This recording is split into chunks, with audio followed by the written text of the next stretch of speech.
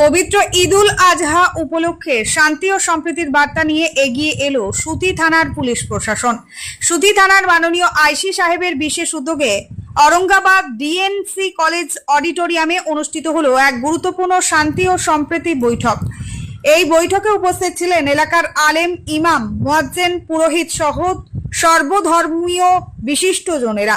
পাশাপাশি উপস্থিত ছিলেন প্রশাসনের আধিকারিক, সমাজের গণ্যমান্য ব্যক্তি এবং সাধারণ মানুষ। আসন্ন ঈদ উৎসব যাতে আনন্দ, ভ্রাতৃত্ব এবং শান্তিপূর্ণ পরিবেশের মধ্যে দিয়ে উদযাপিত হয়, সেই লক্ষ্যেই এই বৈঠকের আয়োজন করা হয়। সভা থেকে সকলেই উদ্দেশ্যে আহ্বান জানানো হয়। ধর্মীয় উৎসব পালনের সময় সামাজিক দায়িত্ববোধ বজায় রাখতে হবে। পর্দার সহিত কুরবানি ও ধর্মীয় অনুষ্ঠান পালন করার উপর বিশেষ গুরুত্ব দেওয়া হয়। কোনোভাবেই এমন কাজ করা যাবে না যা সমাজে অশান্তি বা বিভেদের পরিবেশ সৃষ্টি করতে পারে। শান্তি, সম্প্রীতি ও পারস্পরিক সৌহার্দ্যের বার্তা ছড়িয়ে দিয়ে এবার ঈদুল আজহা উদযাপনের ডাক দিল সুতি থানার পুলিশ প্রশাসন। A1 news Bangla. উপস্থিত আছেন আমাদের এসডিপিও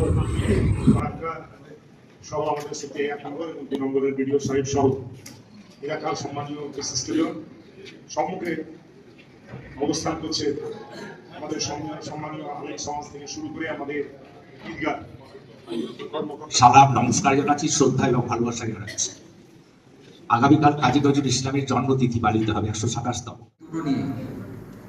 তো প্রথম আমি বলি যে সাউন্ড লিমিটের যে ব্যাপারটা, এটা সুপ্রিম কোর্টের রায়ের পরে আমাদের পলিউশন কন্ট্রোল বোর্ড থেকে নোটিফিকেশন বেরিয়েছে।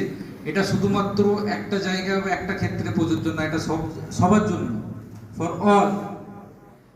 সেটা মসজিদের আজানের ক্ষেত্রে হতে পারে, সেটা কীর্তনের ক্ষেত্রে হতে পারে, ভজনের ক্ষেত্রে হতে পারে, কোথাও মিলাদ হচ্ছে বা আমাদের জলসা হচ্ছে, সেখানেও কারো বাড়িতে যদি কোনো অনুষ্ঠান হচ্ছে, কারো জন্মদিন হচ্ছে বা বিয়ে হচ্ছে, সেখানেও প্রযোজ্য। এটা সব ক্ষেত্রেই প্রযোজ্য। আপনারা স্পেশাল অকেশনে যদি কোনো জায়গায় সাউন্ড সিস্টেম ইউজ করতে চান, তাহলে প্রপার ওয়েতে, যদি আমাদের যেটা ব্লকই আছে, 2টো ব্লক আছে, তো আপনারা আইসি থ্রু দিয়ে ব্লক ডেভেলপমেন্ট অফিসার, বিডিও সাহেবদের কাছে প্রেয়ার করবেন যে আমরা সাউন্ড এই কারণে ইউজ করতে চাই। সেটাও সাউন্ডের যে লিমিট আছে সেই লিমিট মেনে কটা মাইক ইউজ করবেন বা কটা বক্স ইউজ করবেন সেটা উল্লেখ করে তারপর আমরা ভেরিফিকেশন করে দেখব। সবসময় চেষ্টা করবেন যে যেখানে প্রোগ্রামটা হচ্ছে, এই যেমন এইখানে যে সভাটা হচ্ছে, এই সভাতে আমরা যে 1-2